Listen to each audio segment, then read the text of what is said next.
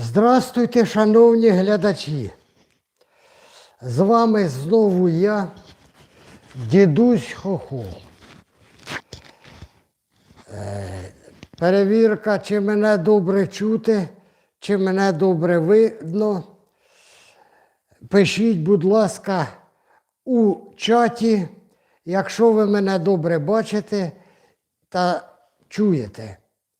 Бо з технічними питаннями у мене, як завжди, виходять, проблеми.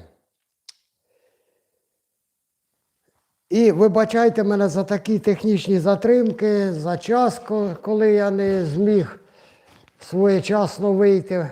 Планував у 13-й годині, а вийшло 13:20 чи 13:30, не знаю. Багато блогерів у інтернеті говорять таке, що от для прикладу, Зеленський, наш президент, звернув увагу на стан всередині нашої країни. Він говорить про те, що на фронті Сирський тримає все міцно. Юлія Свириденко наладила правильне зберігання грошей і вже тримає руку на пульсі.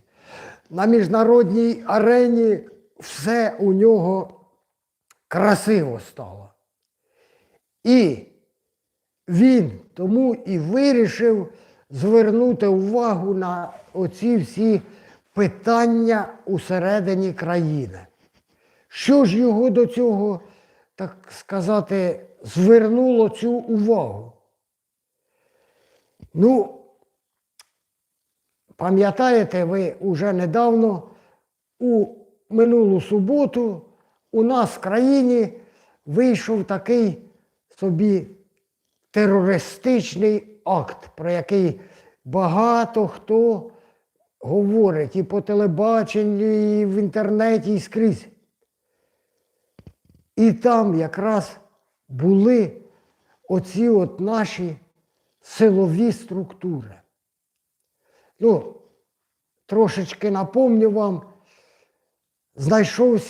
знайшлась людина така у нас в країні, яка недавно отримала продовження на володіння зброєю, і в неї щось там, чи криша з'їхала, чи ще щось, але взяла отой нарізний свій карабін, і ще й складний такий, і пішла оця людина, і почала, як ото в Америці, стріляти у кого завгодно на вулиці. Деякі люди подзвонили, звичайно, викликали поліцію, що так і так на вулиці тут стрільба якась.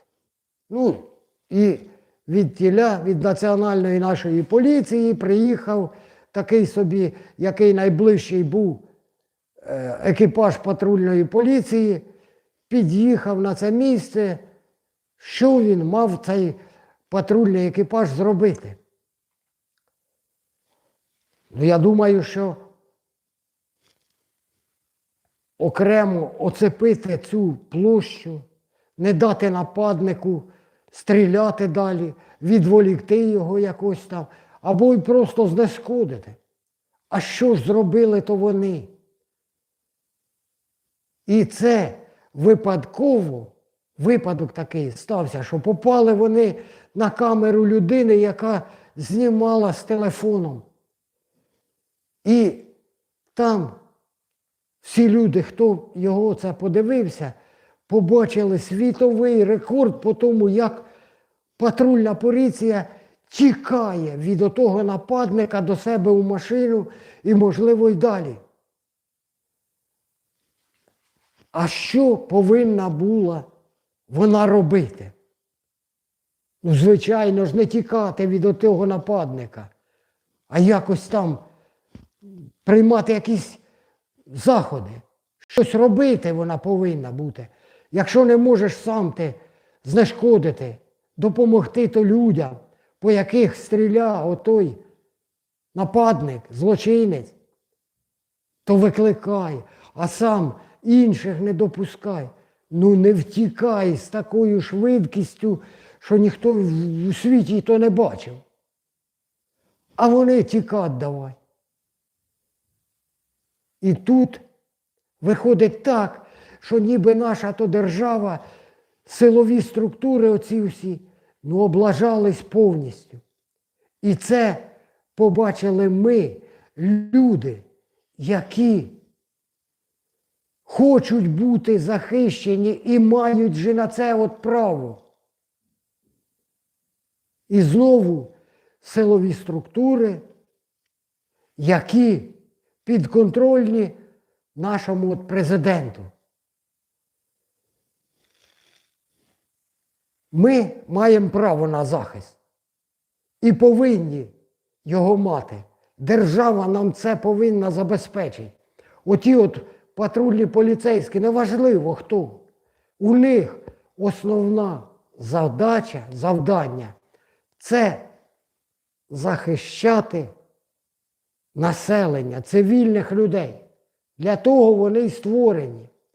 Ну навіщо тоді вони ото просто роз'їжджають по місту, витрачають кошти, отримують зарплату і немалу. Сама мінімальна зарплата у патрульного поліцейського 27 500 і до 40 тисяч.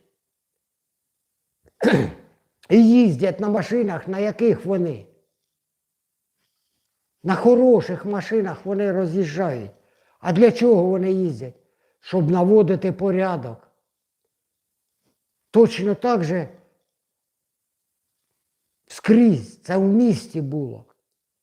А у нас в селі, у нас теж в селі є свій дільничий.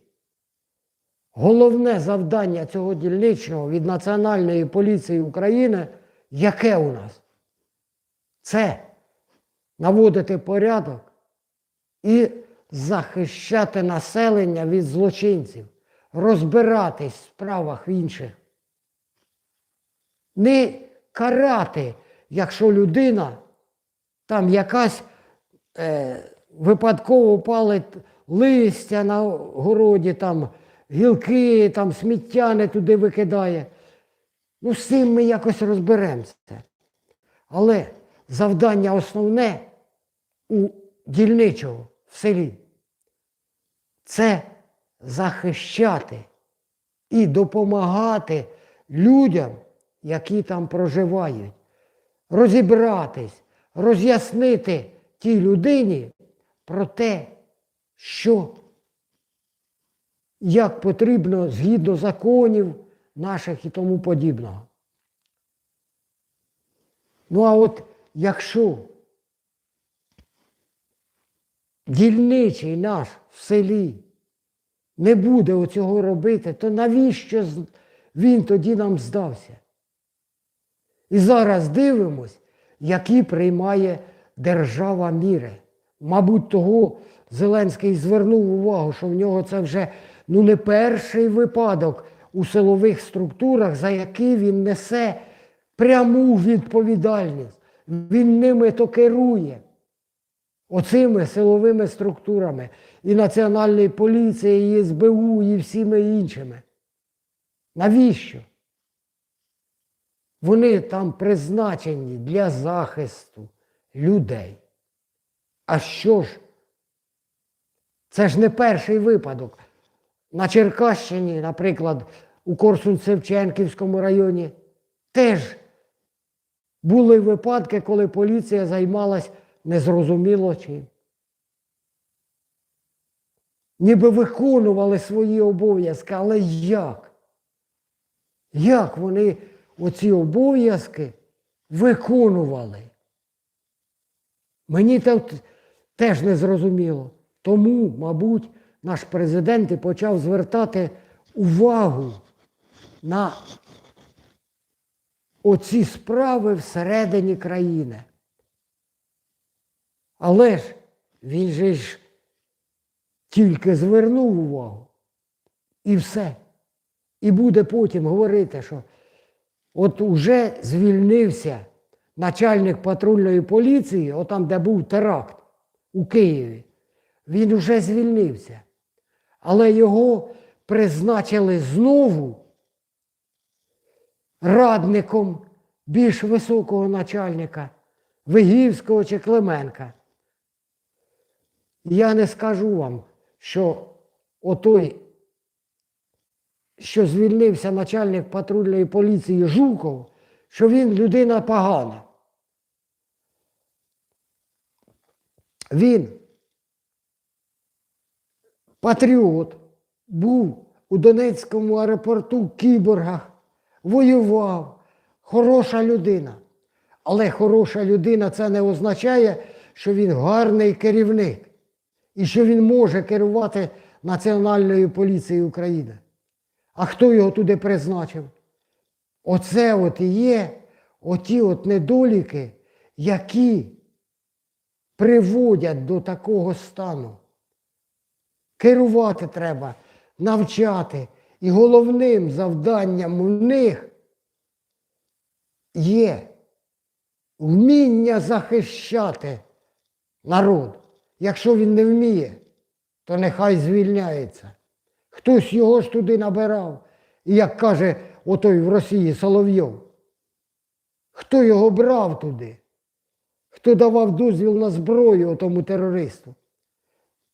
Має прізвище, фамілію і повинен же відповідати. Повинен відповідати за оці усі огріхи. А тут видно, що керівництво у нас оцими всіми силовими структурами зовсім або не працює, або не вміє працювати. Не всі в поліції не професіонали, але є і такі. І за ними ж треба наблюдати. І тут не можна просто прийняти закон, щоб все змінити і все зробити. Все стане на свої місця. Не стане там нічого зовсім від того, що оце я вам зараз тут розповідаю. А ми прості люди.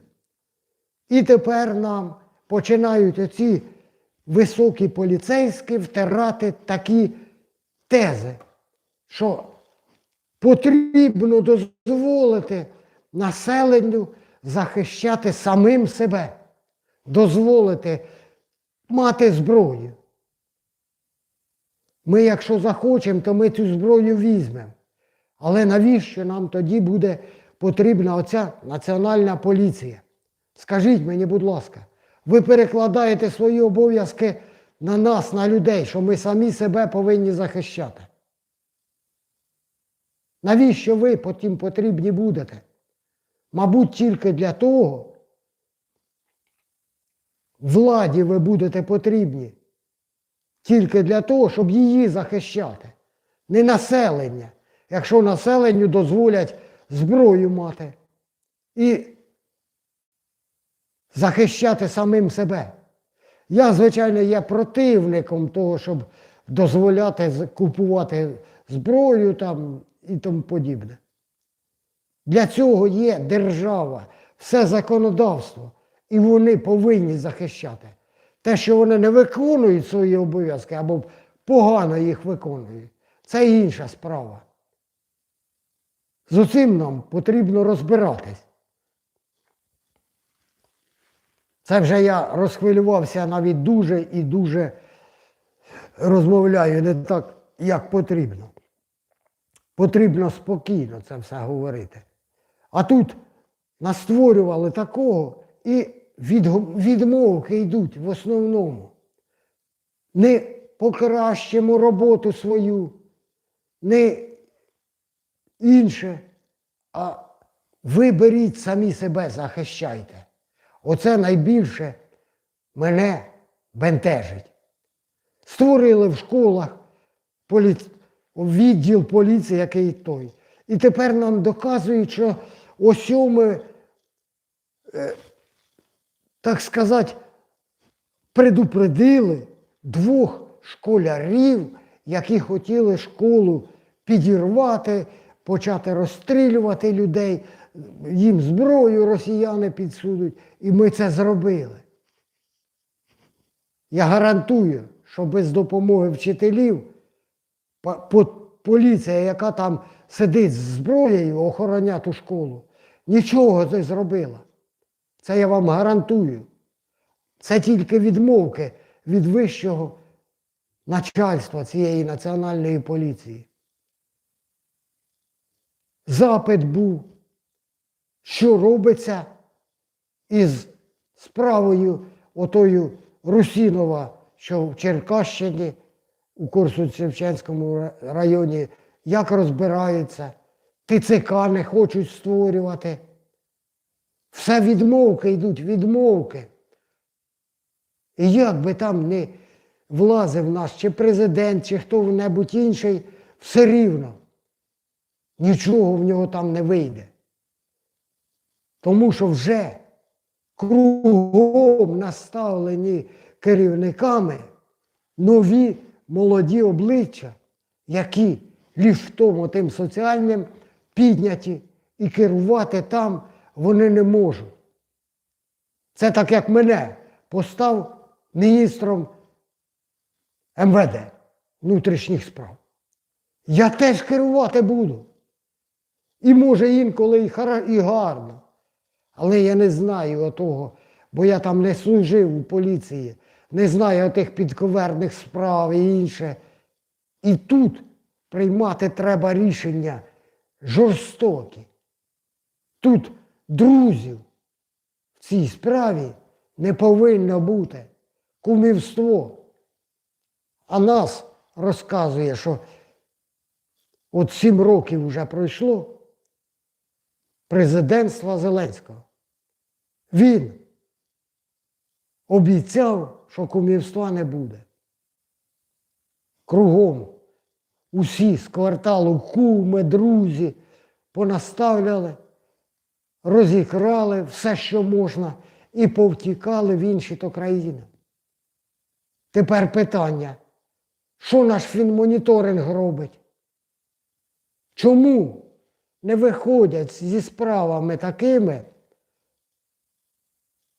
що поверніть гроші, які украли отими?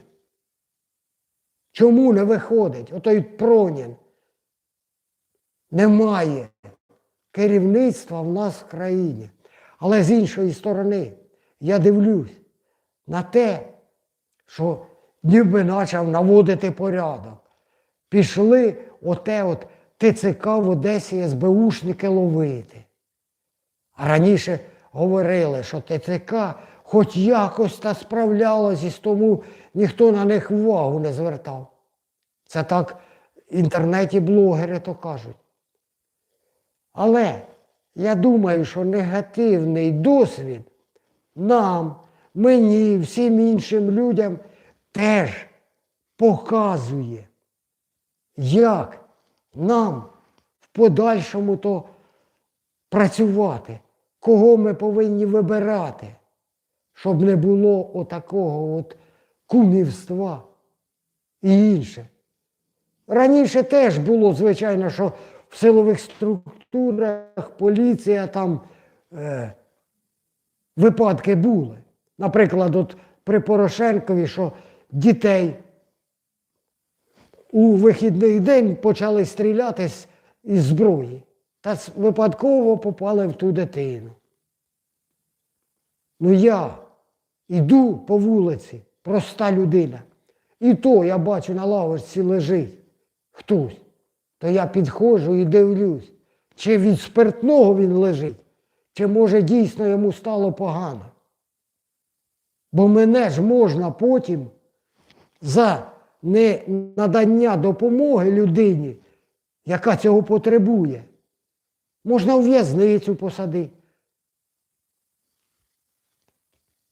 А тут готують Національну поліцію як каральний орган в основному, а не як допомогти цивільним людям. і захистити їх. Оце завдання не виконується ними, а повертається в іншу сторону. Зовсім. На захист влади від цивільних цих людей. А якщо справді нам надати зброю, то нам поліція не буде потрібна. Ми йтиме зі зброєю, і влада буде від нас тікати. Тому оцей от негативний досвід, він нам говорить про те, як влада повинна працювати і яку ми владу повинні далі обирати.